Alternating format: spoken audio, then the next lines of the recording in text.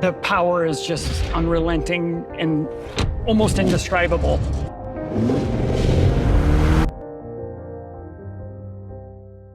Guys, GM has officially revealed the C8 ZR1. So today we're going to be talking about all we know from them, as well as what we're still waiting for more information on. So we're going to talk about all that in today's video. So thanks for tuning in, guys, and I am so freaking stoked that all this information has been given out on the C8 ZR1. I'm just gonna throw it out there. Over 1,000 horsepower, 1,064 horsepower, and 828 foot-pounds of torque, which is an insane amount. Like, we were thinking it was gonna be 850. No, they just blew that out of the park and did this crazy number that I have no idea how they did that. All my Corvette buddies have no idea how they did that, but apparently they did, which is so insane.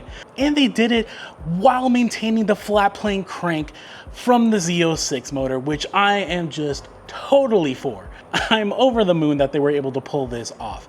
Now, quick tangent.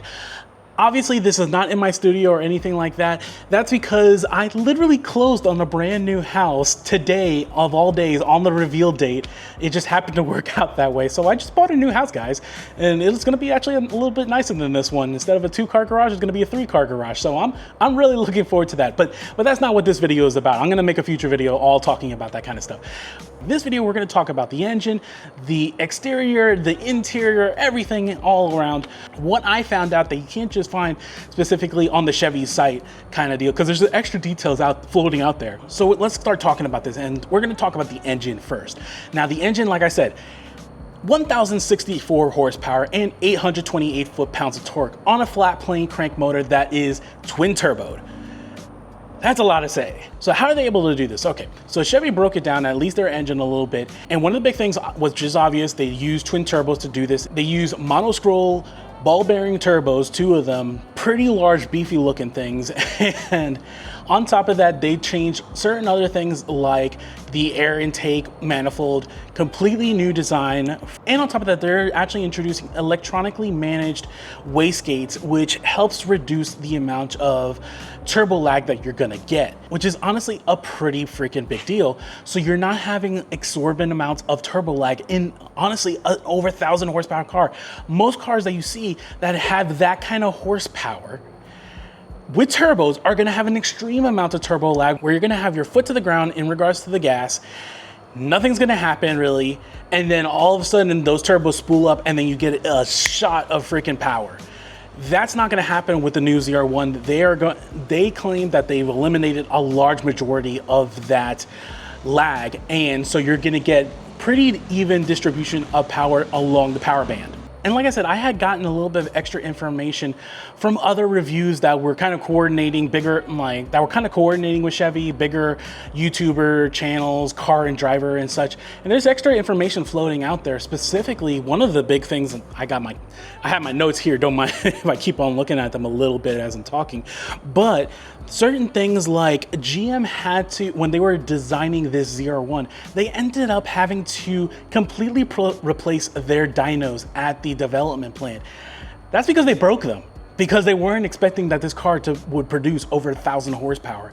So they had to replace their dynos in order to be able to properly record how many horsepower their ZR1s were producing, which is kind of insane to me. Over 250 miles an hour has been confirmed from Chevy in regards to the reviews that I saw, as well as certain things like a rolling start from like 80 miles an hour to 200 to back to 80 miles an hour in about 25 seconds, which is ridiculous. That's unheard of kind of numbers there.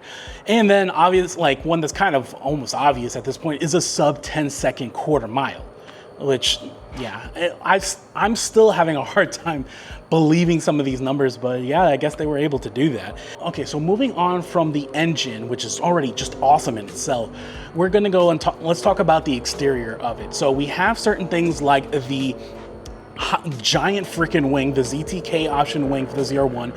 That's going to be an option that you can get on the variant. It's been confirmed.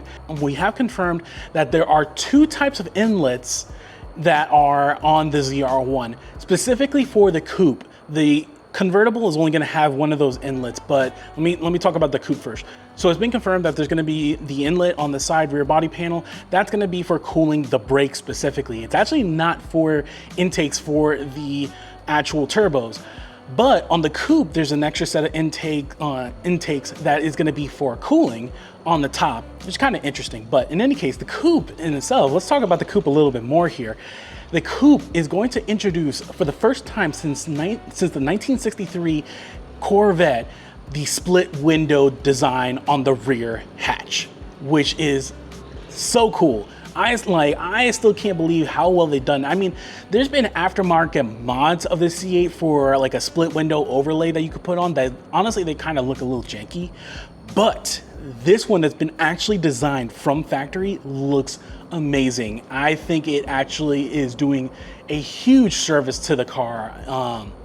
And I know some people might not like it still either way, but honestly, actually, you know what do you guys think? I think it looks really, really cool, but it might be a little bit of mixed feelings. I really like it though. As well as new wheels that are not just your typical aluminum, black, maybe two-tone. They actually have a blue accent one in there that's kind of pretty cool. And you can look at all of these through a small configurator that is live on the Chevy website. You can see all the different colors, including my favorite color, the Sebring orange, and certain other options. So another one is like that front hood area where you now have that ventilated front hood. Now this is going to probably be the biggest downside, I think, for the ZR1. In order for them to use that front hood as a ventilated hood with the intercoolers, they had to get rid of the frunk area for that front hood. So that's a little bit of a downer, but honestly, it's the ZR1 option. It's the track option. Where the other ones are maybe for more daily driving, the ZR1 is very track focused. So I can understand why they made that compromise. So in any case, it still looks good. And there's still a difference between the general ZR1 front hood and the ZTK option. There's actually like a carbon fiber lip on the top that's about an inch to inch and a half on that front hood section that is supposed to add a little bit extra downforce on the front end. So that's kind of cool that that exists as well.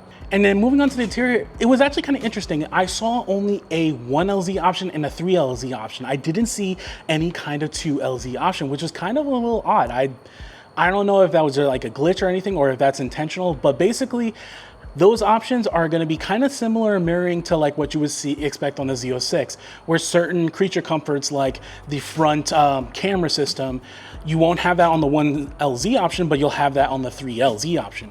I'm honestly hoping that they bring a 2LZ option, because that's going to be a good middle of the ground that I think a lot of us really appreciate. You get the best bang for your buck in regards to like the creature comforts, all while, you know, not going all the way to getting everything you can.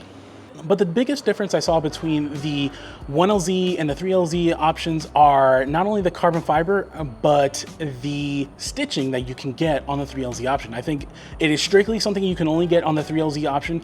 I think it looks really nice, but we'll see how nice it looks after GM tells us what the price point for all of these, which kind of leans into our next part of this video, where we talked about all the knowns that we have, but there's a few unknowns that we're still waiting to get more details about.